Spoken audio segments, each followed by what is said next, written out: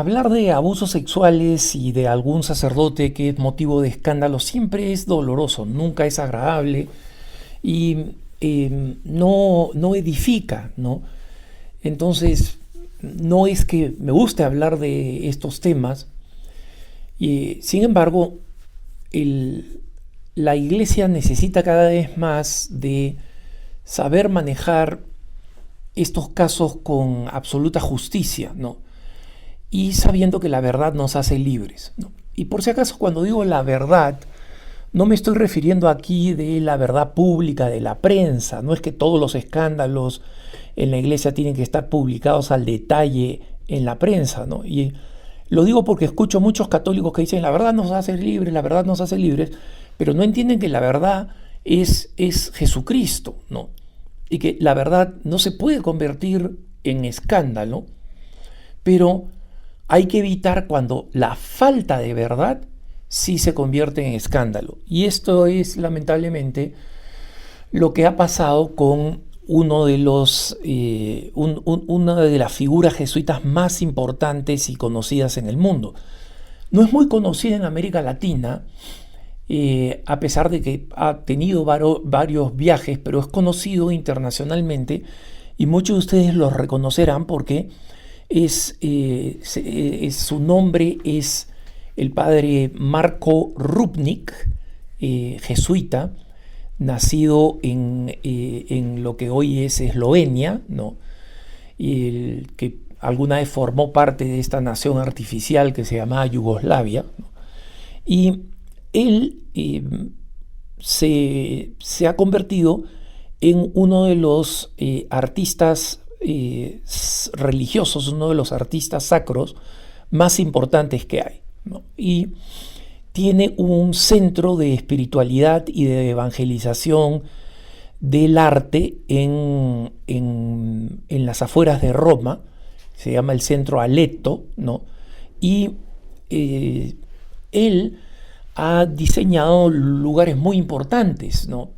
Ha diseñado arte moderno, católico, pero muy inspirado por la tradición oriental, por la tradición de los íconos, digamos, ¿no? De los íconos ortodoxos o de los íconos de la iglesia de Oriente. Entonces, el padre Rudnick es autor de importantísimas obras, el altar principal de la nueva iglesia en Fátima, por ejemplo, todo ese fondo, ¿no? La que está en el otro lado de la gran terraza, para los que conocen Fátima o han ido a Fátima, es autor de la Centro Juan Pablo II, de los Caballeros de Colón en los Estados Unidos. Él fue el que diseñó, a pedido del Vaticano, el logo de la última Jornada Mundial de las Familias en Roma y el logo del Año de la Misericordia, este año que proclamó el Papa Francisco con tanto fruto espiritual, ¿no? Que tuvo sus misioneros de la misericordia, y tiene muchísimas obras más hechas en distintos lugares, ¿no? Entonces él, además de promover este arte, lo promueve como un apostolado y lo acompaña con las decisiones que toma, digamos así, al elegir el arte, ¿no? ¿Cómo va a ser esto? Y él dice que tiene que ser un proceso de oración, de profundización, especialmente él como jesuita a través de los ejercicios espirituales. Entonces Rudnick no solamente pues es un artista católico, sacerdote, jesuita, muy importante, probablemente el más importante que hay ahora, cualquiera que quiere hacer una obra grande, importante, y muchas de ellas están en realización, en producción, van a hacerlo con el padre Rudnick, ¿no? De hecho, la Compañía de Jesús anunció que él todavía va a seguir con la libertad de poder viajar y completar obras que tiene en distintas partes del mundo. Pero el asunto es que poco tiempo atrás, justo el fin de semana con que inició diciembre, los jesuitas publican un comunicado diciendo que el padre Rupnik fue objeto de una investigación sobre su conducta moral llevada adelante por el Dicasterio para la Doctrina de la Fe. Recordemos que ya no se llaman congregaciones, ahora todos se llaman dicasterios, ¿no? Con la reforma del Papa, ¿no? La reforma de la Curia. Entonces, el Dicasterio para la Doctrina de la Fe. Y que durante esa investigación se le impuso silencio de actividades públicas, no dar ejercicios espirituales, no realizar confesiones y no realizar eventos públicos. Entonces él puede seguir con su apostolado de uno en uno, digamos. La gente sigue yendo a Leto. Quienes han ido ahí a Leto ven que los domingos muchas familias de alrededor, jóvenes, vienen con su almuerzo, participan de la misa del padre Rupnik cuando está ahí, ¿no? Y participan de la reflexión y luego comparten el almuerzo, pues, en comunidad. O sea, hay una actividad comunitaria importante alrededor del padre Rupnik, ¿no? Bueno, la razón por la que se impuso esto es porque cuando el padre Rupnik era joven y ya era sacerdote, pero estaba en Ljubljana, en la capital de Eslovenia, se hizo muy amigo de una mujer que fundó una congregación religiosa que hoy existe, se llama la Congregación Loyola, ¿no? Porque trata de vivir un espíritu jesuita. Y en resumen, al padre se le acusó de haber abusado psicológica y sexualmente de varias mujeres de esta congregación, lo que llevó a una gran pelea y que determinó que el padre Rupnik de joven terminara saliendo de Ljubljana y estableciéndose en Roma hace ya unos 20 y tantos años, ¿no? Casi 30 años atrás. Allí el padre comenzó este apostolado en Aleto, se comenzó a hacer más famoso con sus obras de arte, desarrolló este apostolado. Y el 2020 muchos ex miembros de esta congregación femenina van al dicasterio que se encarga de la vida religiosa en el Vaticano y dicen que esta congregación ha sido sujeta de un gran abuso de parte de la fundadora, esta amiga del padre Rupnik, o ex amiga. La congregación va a investigar y descubre que hay estas acusaciones en torno al padre Rupnik. Y como el comunicado de los jesuitas, publicado el 2 de diciembre, era extremadamente breve, decía que el Dicasterio para la Doctrina de la Fe había concluido que estas acusaciones habían prescrito, ¿no? Entonces, este es un término confuso, porque cuando se dice prescrito, significa que son acusaciones que son reales, solamente que el Código de Derecho Canónico, como cualquier código civil, ofrece prescripción para algunos delitos, ¿no? Una persona, pues, que se robó un helado, ¿no? A los 10 años, de acuerdo a las leyes, pues, civiles, no, es una persona que ya no puede ser juzgada por el robo, digamos, o de algo de más valor, ¿no? Entonces, sin embargo, con la actual actitud ahora de la Iglesia de impedir los abusos y de punir, de castigar los abusos para que se convierta en una nueva etapa, en una nueva era, ¿no? Auténticamente, después de todos los acusos de todas las acusaciones de abusos sexuales y psicológicos, no solamente puede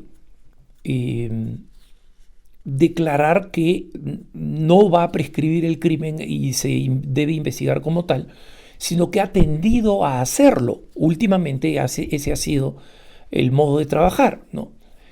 Y cuando se pregunta por qué el caso del padre Rupnik, que es religioso, ¿no? Porque es jesuita, no fue a la Congregación para la Vida Religiosa cuando este caso saltó, o sea, se están hablando de cosas que sucedieron en el pasado, no que el padre Rupnik esté haciendo ahora. Pero estas cosas son suficientemente escandalosas porque el documento de los jesuitas, este comunicado brevísimo, ¿no? Y así Prensa está haciendo una importante investigación sobre este caso y lo ha hecho y por eso lo ha venido publicando. En estos casos existe una auténtica necesidad de claridad y de transparencia, y cuando pregunta por qué no fue a la Congregación para Religiosos, la Compañía de Jesús responde porque, dado que estaba en cuestión el abuso de un sacramento, ¿ya? Repito lo que contestó la Compañía de Jesús, como estaba en cuestión la posibilidad del abuso de un sacramento, esto, en vez de ir a religiosos, terminó yendo al dicasterio para la doctrina de la fe. ¿Qué cosa es el abuso de un sacramento? Un sacramento que es utilizado de una manera tan contraria al sacramento hace que la persona incurra en una excomunión. Y algunas de las víctimas dicen que lo que sucedió es que después de haber cometido pecado con la víctima, el mismo padre Rudnick las absolvía en confesión, cosa que un sacerdote que ha cometido un delito contra el sexto mandamiento no puede hacer. Y eso entra dentro del rango de lo que se llama delicta graviora, es decir, de los delitos más graves, porque están violando la naturaleza del sacramento en la que el sacerdote actúa in persona Christi, o sea, actúa como Jesucristo. Está en consecuencia dentro de lo más sagrado de lo que hay en la iglesia. Entonces, el asunto es que si el padre Rudnick recibió o fue sujeto de una investigación que terminó en el Dicasterio para la Doctrina de la Fe, entonces eso nos hace pensar que esa acusación es verdadera. Y cuando los medios de prensa han ido donde los jesuitas a decir, miren, ustedes tienen una gran campaña de transparencia, la máxima autoridad de prevención de abusos sexuales es el padre Zollner, un excelente jesuita, muy, muy transparente, a quien Así Prensa entrevistó y a quien yo he entrevistado varias veces para hablar sobre el tema en general de la prevención de abusos en mi programa Cara a Cara, en EWTN, ¿no? Antes de dejar EWTN. Y lamentablemente la Compañía de Jesús dice, mira, a nosotros la Congregación para la Doctrina de la Fe ya nos dio este caso. Y nos dice que este caso ya prescribió, es decir, que este caso ya caducó, digamos así. Pero un caso de esa gravedad la iglesia no puede dejarlo caducando, y mucho menos con un enorme signo de interrogación, ¿no? Entonces, cuando al superior de los jesuitas lo entrevistan en Portugal sobre este caso, él responde, mira, no todas las cosas, las personas tienen también derecho a la privacidad, no todo lo que el padre Rudnick haya podido hacer tiene que ser publicado y tiene que ser dado a conocer. Eso es cierto, pero lo que también es verdad es que la única persona que puede levantarle la excomunión de un delito, de una delicta graviora, de un delito de esta naturaleza, es el Papa, ¿no?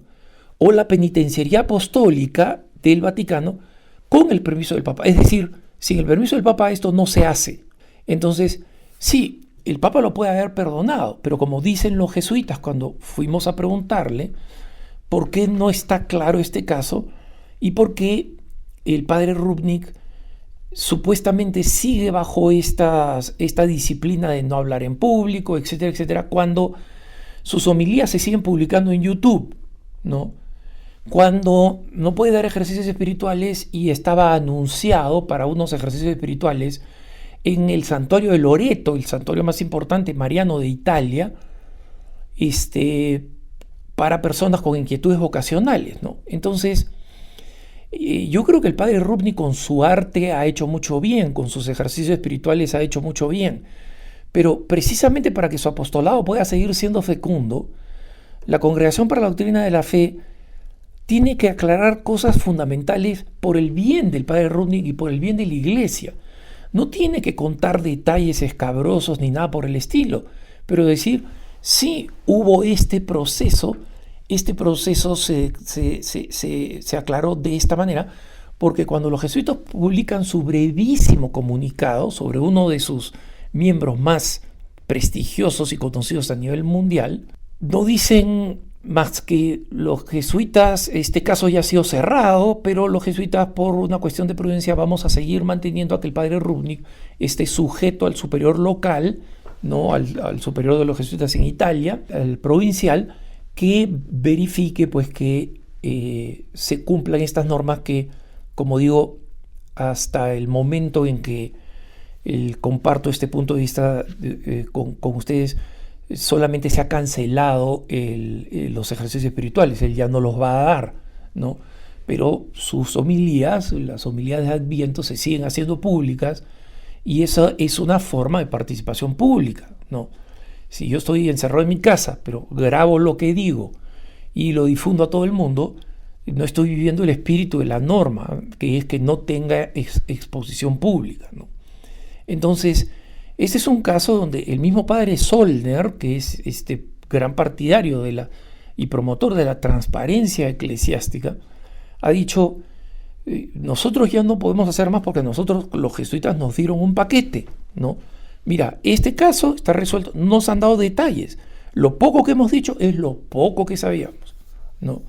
Entonces, el asunto es que la prensa secular ha estado investigando esto, ha estado publicándolo en varias lenguas y esto pone un gran interrogante sobre la manera de actuar de la iglesia. Ok, la iglesia va a ser igual con todos los que cometen este tipo de delitos, ¿no? Para que hagan una vida de penitencia y para que salgan del enfoque público. O van a haber algunas excepciones, porque es jesuita o porque es un artista famoso, o hay una excepción que está justificada. Eso se tiene que explicar, eso tiene que ser parte de la transparencia. Y recemos para que efectivamente despierte la Congregación para la Doctrina de la Fe y dé una explicación que sea auténticamente satisfactoria. Que tengas un buen día.